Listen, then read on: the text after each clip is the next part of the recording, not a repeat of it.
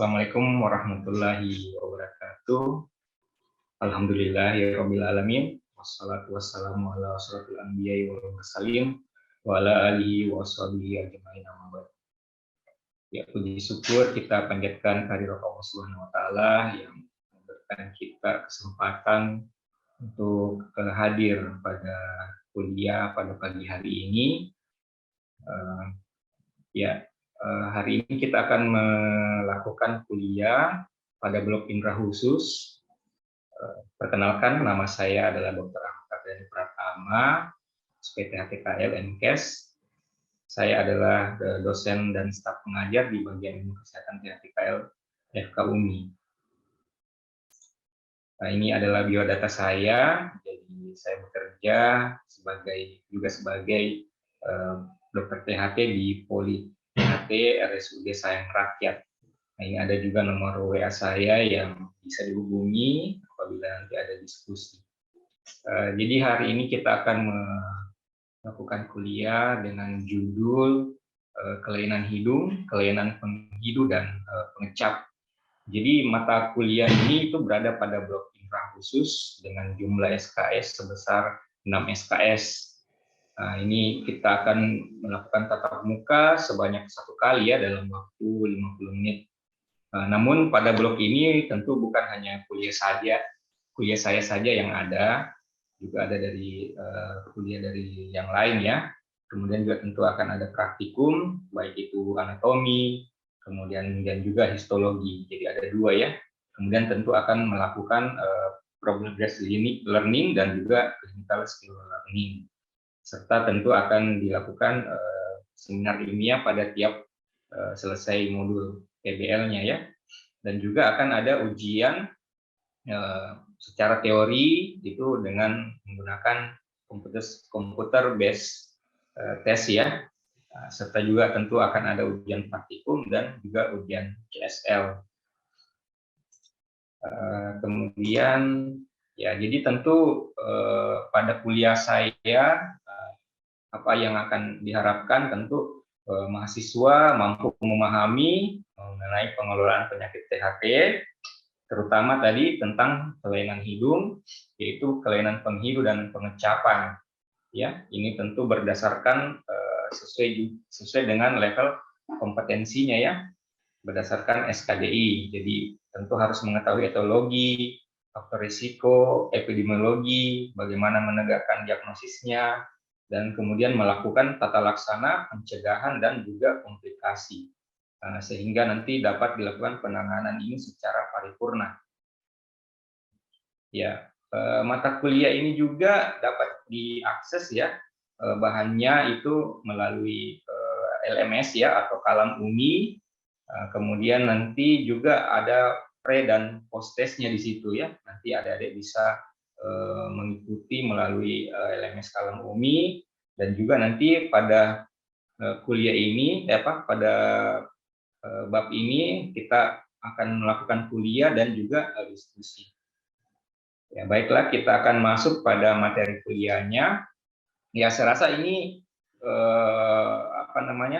kita hanya remind ya, karena sebenarnya untuk indera penghidu dan pengecapan ini kan secara garis besar itu sudah dibahas fisiologinya pada pertemuan dengan Dr. Andi Trisana ya, pada fisiologi indera khusus.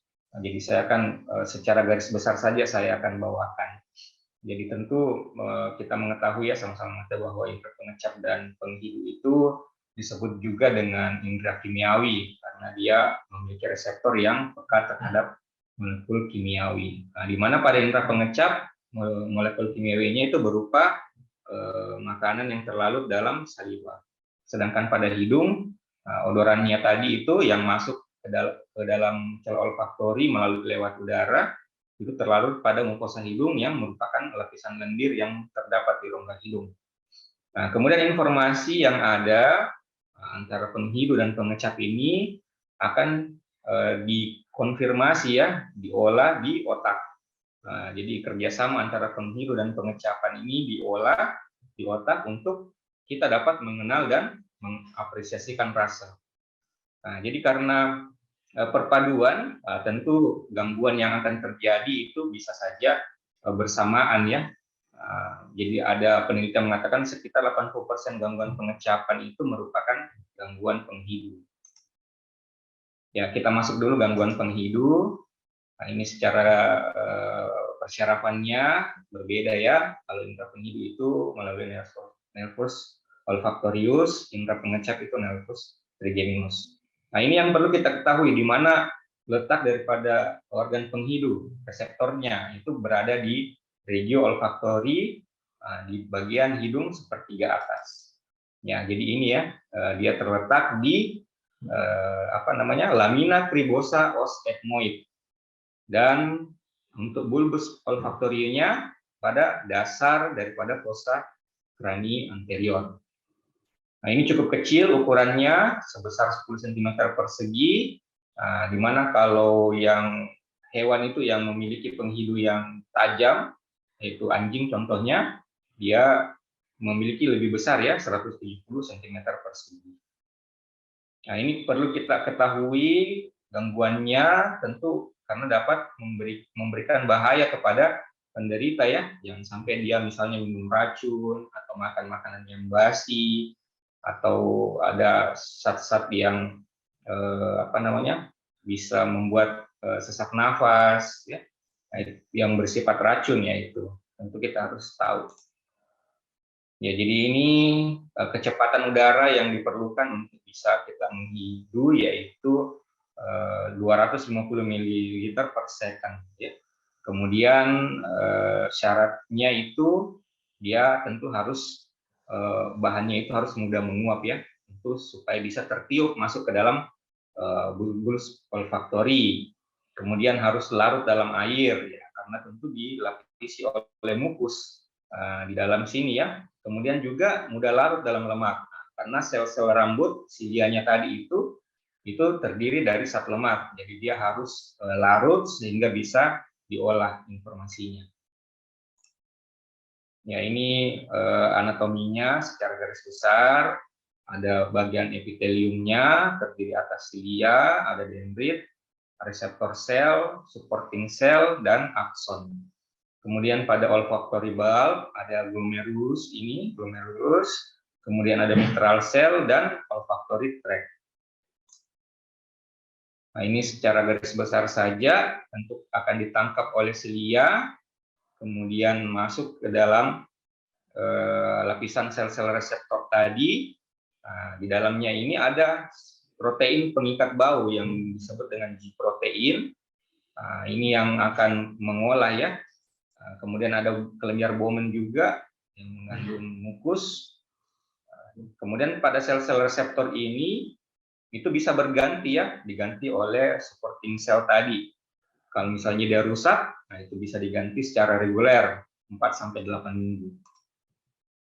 Nah, ini degenerasi selama 3-6 bulan. Kemudian kalau dia pada penuaan itu terjadi penurunan proses neurogenesis, jadi memerlukan waktu yang lebih lama atau bahkan mungkin tidak bisa regenerasi.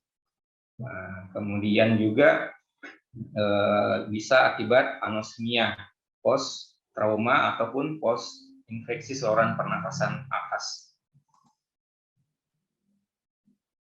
Ya, ini deteksi bau dimulai pada reseptor tadi ya. Ini disebut reseptor orde primer. Kemudian pada glomerulus tadi yang bagian olfactory bulb itu disebut neuron orde sekunder. Nah, ini kemudian nanti setelah itu diteruskan ke otak melalui ini nucleus olfactory anterior, tuberculum olfactoria, cortex piriformis, cortex entorhinal lateral, nucleus amygdala dan juga periamygdaloid. Ya. Nah, ini gambarannya tadi, mulai dari bulbus olfactory, kemudian akan diteruskan berdasarkan beberapa tempat tadi ya, baru bisa ke otak. Nah, untuk mencapai olfactory ada dua aliran, yaitu ortonasal langsung dari depan atau melalui retrograd. Nah, ini biasanya kan ada yang misalnya merasakan bau bisa saja berasal dari belakang ya, dari nasofaring ya. Nah, ini apa yang terjadi di dalam di olfactory bulb tadi. Jadi yang protein spesifik tadi mengikat ya molekul bau, kemudian akan terstimulasi mengaktifasi enzim adenyl siklase. Akhirnya akan terjadi percepatan konversi ATP menjadi CAMP. Nah, inilah membuat saluran ion Ca terbuka dan akan masuk. Jadi natrium klorida yang akan keluar dan Ca yang akan masuk. Nah, itu akan terjadi depolarisasi sehingga terjadi aksi potensial. Nah, ini tadi fungsi-fungsinya, yang cortex piriformis itu untuk mengidentifikasi bau, amigdala untuk fungsi sosial, entorial tadi berhubungan dengan memori. Jadi kalau ada bau yang baru yang belum dikenal akan disimpan dan akan dikeluarkan kembali jika ada rangsangan. Kemudian amigdala ini fungsi sosial, tentu misalnya ada bau-bauan yang terlalu menyengat, itu bisa saja kita akan bersin ataupun juga menutup hidung. Nah, ini sama tadi. Ya, jadi untuk jalur kemosensorisnya ya ini tadi yang nervus 5 tadi itu, misalnya ada bau yang menyengat, nah itu yang akan memberikan refleks ya untuk menutup ataupun bersin. Nah, yang perlu kita ketahui juga itu sebenarnya adalah klasifikasinya ya, klasifikasi. Ada yang disebut anosmia atau tidak ada fungsi penghidu, kemudian hiposmia, penurunan fungsi penghidu, ada juga perubahan persepsi stimulus bau atau parosmia, kemudian ada juga yang tanpanya adanya persepsi, itu apa namanya, dia memiliki menghirup bau ya, atau kaposmia kita sebut. Nah, ini gangguannya dapat berupa gangguan konduksi, gangguan sensori, dan gangguan neural. Nah, ini penyebabnya bisa akibat trauma, infeksi, tumor, dan degenerasi. Kalau parosmia bisa karena trauma, kaposmia bisa karena epilepsi, adanya kelainan psikologik, dan kelainan psikiatri ya, ini yang paling banyak. Nah, bagaimana kita untuk mendiagnosis? Tentu harus melakukan anamnesis dan pemeriksaan fisik. Nah, ini yang harus kita gali pada anamnesis itu. Tentu dia kira-kira apa penyebabnya? Ya, bisa saja karena gangguan konduksi, bisa saja gangguan sensori ataupun neural. Nah, itu yang kita gali. Kemudian melakukan pemeriksaan fisik, melihat pada rinoskopi anterior apakah ada gangguan konduksi tadi atau baik-baik saja, misalnya ya tidak ada gangguan akibat polip, tumor, atau adanya edema, cairan, sekret, dan lain-lain. Nah, ini pemeriksaan penunjang juga penting. Nah, yang paling sederhana itu disebut alcohol sniffing test. Nah, jadi dia berupa pemberian alkohol di mana ditentukan oleh jarak 20-30 cm itu kita katakan dia normal ya. Kemudian dikurang dari 10 cm itu hiposmia. Ada juga hiposmia berat. Jadi kalau dia kurang dari 5 cm, bagaimana kita tahu dia jaraknya? Jadi kita lihat dulu, tentukan sternum, kemudian dari pangkal hidung, antara setengah daripada itu adalah jarak kira-kira 20 cm. Jadi kita naikkan setengahnya lagi itu 10 cm. Naikkan setengahnya lagi 5 cm. Nah, kalau sampai di depan lubang hidung tidak mencium, itu disebut anosmia. Nah, jadi untuk tata laksananya, tadi tentu berdasarkan daripada gangguannya ya. Kalau misalnya gangguannya konduksi, ya kita tentu harus memperbaiki. Kalau ada polip, ya kita angkat. Kalau tumor juga ya, kita kecilkan. Ada pembengkakan, ya kita hilangkan pembengkakannya, dan juga kalau ada sekret, tentu sekretnya dihilangkan. Nah, tapi bisa juga kita berikan pemberian vitamin A 100.000 international unit selama 2 minggu, kemudian diturunkan dosisnya 50 international unit itu selama 6-12 minggu. Bisa juga kita tambahkan zinc sulfat 220 mg 3 kali sehari oral.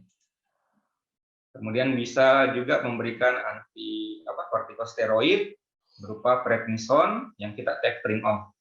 Nah, ini yang lainnya caranya juga bisa menambahkan aroma ya supaya lebih strong aromanya sehingga bisa tercium, dan juga ini bisa mengunyah lebih lama ya karena tadi ada proses retrograd, jadi bisa dari belakang ya, dari nasofaring.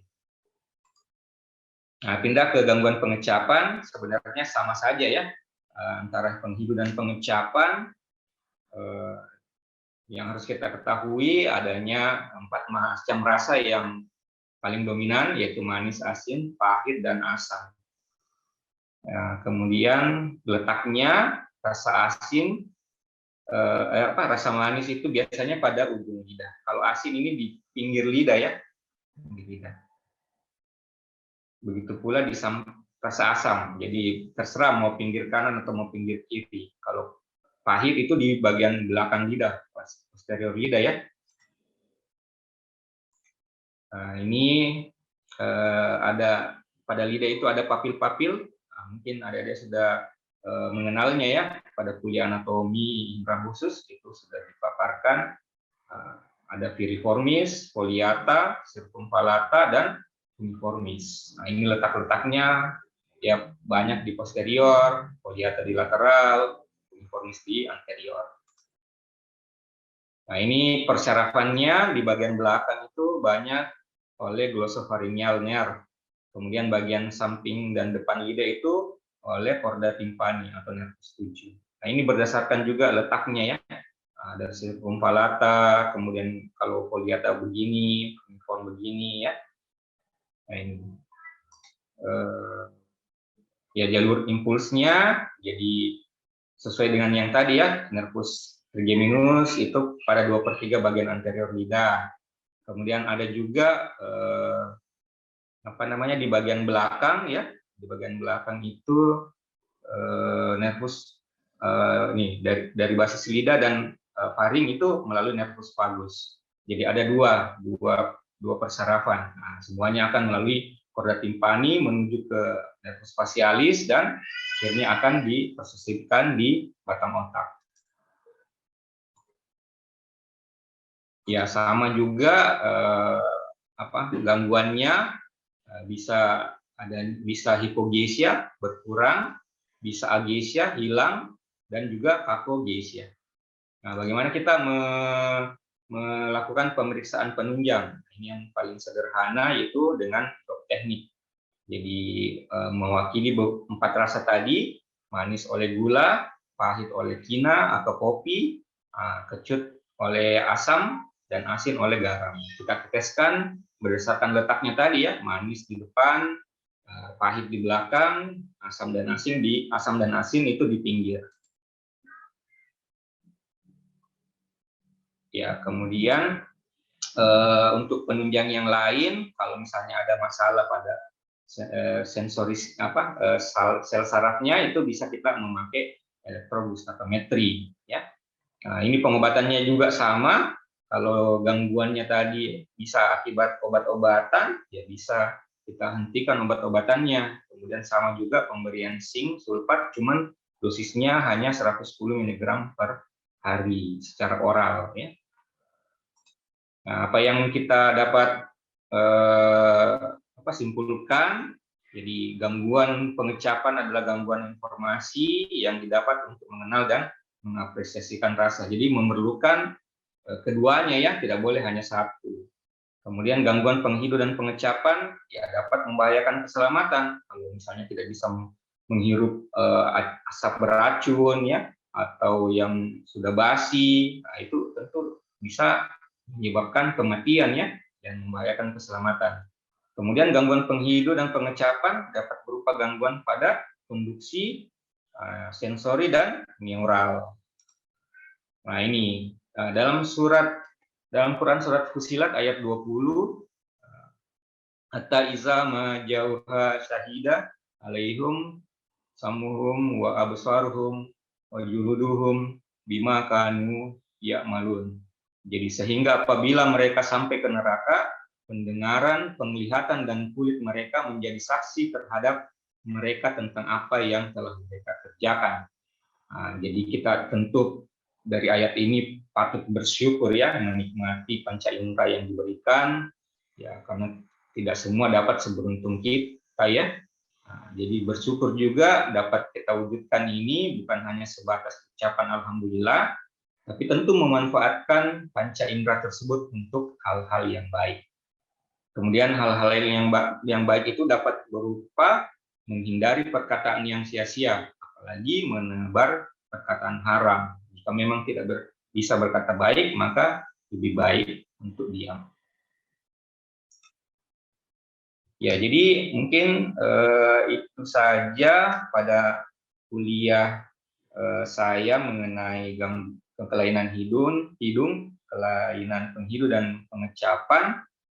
Baiklah, mungkin kita bisa berpindah ya untuk menjawab kuis dulu, dan juga mungkin bisa kita melakukan diskusi ya. Mungkin dari adik-adik ada yang ingin ditanyakan terkait dari materi saya. Saya persilakan. Tapi Dok. Ya. Ya, silakan Dok. Dok, Assalamualaikum warahmatullahi wabarakatuh. Tapi Dok, perkenalkan perkenalkan nama saya Safira Rafifa dengan stempuk 110 2021 0237. Tapi Dok, mohon izin bertanya. Pada saat ini Dok, banyak pasien COVID yang mengalami gangguan penghidu Dok. Nah, bagaimana mekanisme yang terjadi pada pasien COVID tersebut Dok? Tapi Dok, mohon arahan dan bimbingan Dok. Oh iya, jadi ya sekarang kita mengalami musim pandemi ya. Jadi tentu kebanyakan gangguan yang dirasakan pada pasien-pasien COVID itu tentu munculnya gangguan penghidu ya, bisa anosmia maupun hiposmia. Jadi sebenarnya mekanismenya sama saja dengan gangguan penghidu yang lain ya. Itu dapat menyerang daripada konduksinya, sistem konduksi, dapat juga pada saraf, dan juga dapat juga mengenai daripada neuralnya ya. Misalnya pada konduksinya, tentu pada pasien COVID itu mengalami influenza juga ya, beringus, batuk, nah itu tentu dapat menghalangi konduksi untuk masuk ke dalam celah olfaktori ini. Kemudian ada juga yang dia masuk bersamaan dengan odoran. Nah, dia menyerang bagian daripada sel reseptor ini. Nah, ini bisa juga terjadi pada pasien-pasien COVID. Kemudian ada yang lebih parah, dia bahkan dapat menginvasi langsung masuk ke bagian otaknya ya. Nah, ini yang membuat dia anosmia. Nah, itu kalau yang masih di bagian bawah sini biasanya masih hiposmia saja ya, hiposmia. Tapi kalau sudah pada sel reseptor biasanya kebanyakan dia anosmia. Ya, mungkin itu bisa menjawab ya dari pertanyaan yang tadi disampaikan oleh Ananda. Ya.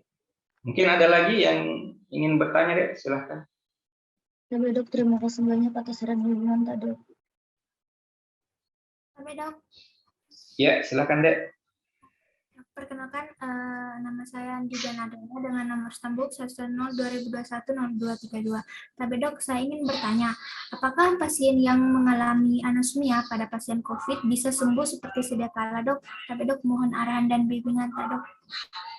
Iya, jadi ada juga ya pasien-pasien itu yang setelah sakit sembuh dari COVID itu masih menderita anosmia.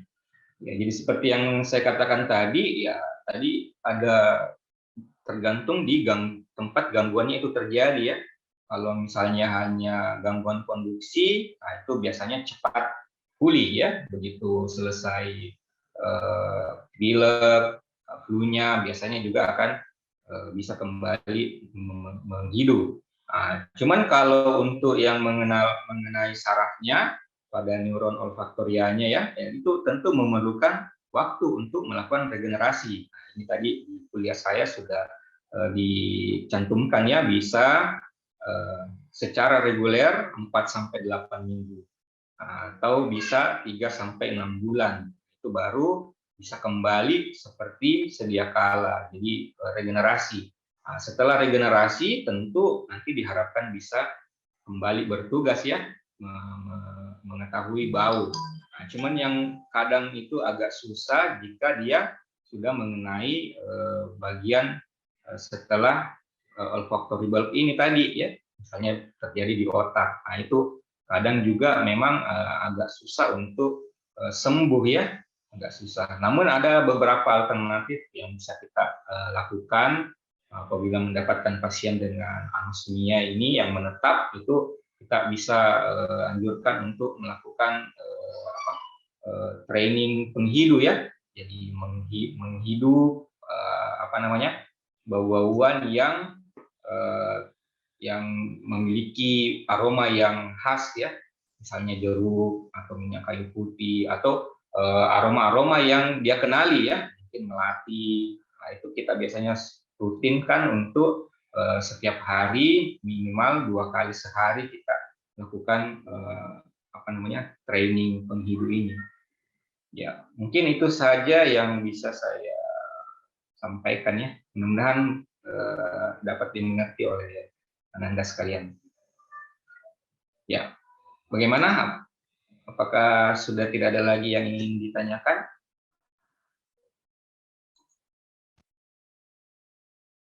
Ya, mungkin sudah tidak ada lagi ya. Jadi untuk penilaian daripada hasil belajar pada blok indera khusus sendiri itu dan khususnya untuk mata kuliah saya dari pre dan post testnya ya, yang ada di LMS Kalam Umi ya. Kemudian nanti juga materi saya ini akan diujikan dalam bentuk soal CBT pada ujian akhir. Mungkin ada beberapa soal yang akan dimasukkan dari bahan kuliah saya ini. Ya, jadi mungkin kalau tidak ada, sebelum kita mengakhiri kuliah pada pagi hari ini, mungkin kita persilahkan ketua bloknya untuk menutup dengan doa. Ya, saya persilahkan deh. Tapi dok, baik. Tapi teman-teman, tapi dok, sebelum kita mengakhiri perkuliahan pada hari ini, marilah kita berdoa agar ilmu yang kita dapatkan bermanfaat dan diberkahi oleh Allah Subhanahu wa taala. Baik. Subhanallahi walhamdulillahi wa la ilaha illa wallahu akbar. A'udzu billahi minasyaitonir rajim. Bismillahirrahmanirrahim. Alhamdulillahi rabbil alamin. Allahumma shalli ala sayyidina Muhammad wa ala ali sayyidina Muhammad. Allahumma anfa'ni bima alamtani wa alimni ma yanfa'uni warzuqni ilman yanfa'uni. Bismillahirrahmanirrahim. Alam nashrah laka sadrak wa wada'na anka wisrak allasi anqadha zahrak wa rafa'na laka sikrak fa inna ma'al yusri yusra inna ma'al yusri yusra wa isa faraqta fansab wa ila rabbika farghab.